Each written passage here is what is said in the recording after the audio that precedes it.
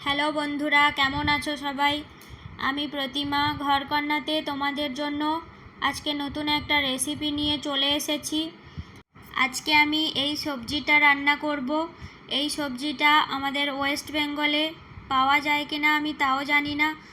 আমি তো কোনোদিনও দেখিনি, আর আজকে প্রথমবার খাওয়া হবে আমার। তোমরা যদি কেউ এই সবজিটা চিনে থাকো তাহলে কমেন্টে নামটা বলো। আমি নামটা জানি কিন্তু আমি বলবো না। এই সবজিটা মুম্বাইয়ের খুবই একটা জনপ্রিয় সবজি, আর এটা স্বাস্থ্যের জন্য খুবই ভালো। দেখো, আমি সবজিটা কেটে ধুয়ে পরিষ্কার করে রেখেছিলাম। এবারে অল্প লবণ দিয়ে সেদ্ধ করে নিচ্ছি। সেদ্ধ হয়ে গেছে, এবার জল থেকে আলাদা করে নেব।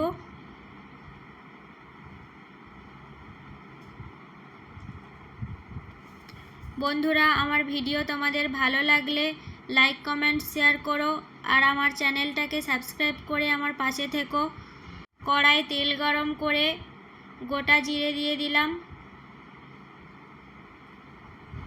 এবারে দিয়ে দিচ্ছি রসুন কুচি। রসুন কুচিটা একটু লাল লাল করে ভেজে নেব।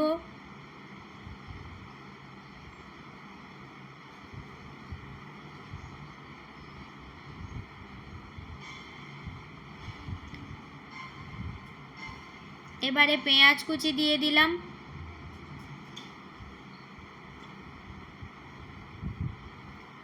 পেঁয়াজ কুচিটাও একটু লালচে করে ভেজে নেব।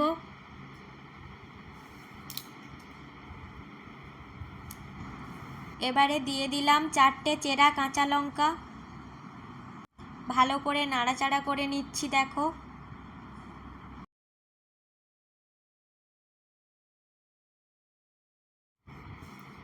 এবারে দিয়ে দিলাম আদা বাটা, টমেটো কুচি।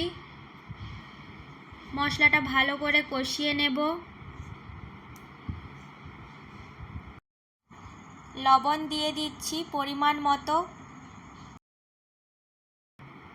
হলুদ গুঁড়ো দিয়ে দিচ্ছি, লঙ্কার গুঁড়ো। এবারে আমি অল্প একটু জল দিয়ে দিচ্ছি। অল্প একটু জল দিয়ে মশলাটা আরও ভালো করে কষিয়ে নেব। মশলা থেকে তেল ছাড়া পর্যন্ত একটু ওয়েট করব।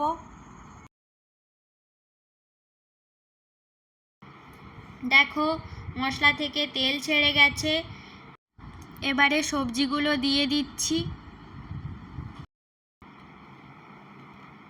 ভালো করে মশলার সাথে সবজিটা মিশিয়ে নিচ্ছি। বন্ধুরা, এই সবজিটা আলু দিয়েও বানানো যায়, তবে আমি আজকে আলু না দিয়েই বানাচ্ছি। এবারে দেখো, স্বাদের জন্য অল্প একটুখানি চিনি দিলাম। সামান্য একটু গরম মশলা ছড়িয়ে দিলাম। অল্প জল দিয়ে দিলাম।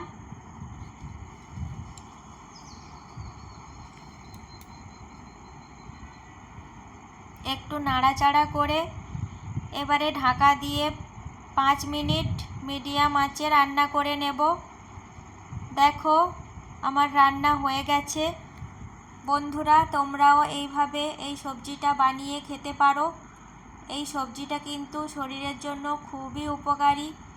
তো তোমরা যদি এই সবজিটার নাম জানো কমেন্টে জানাতে ভুলো না।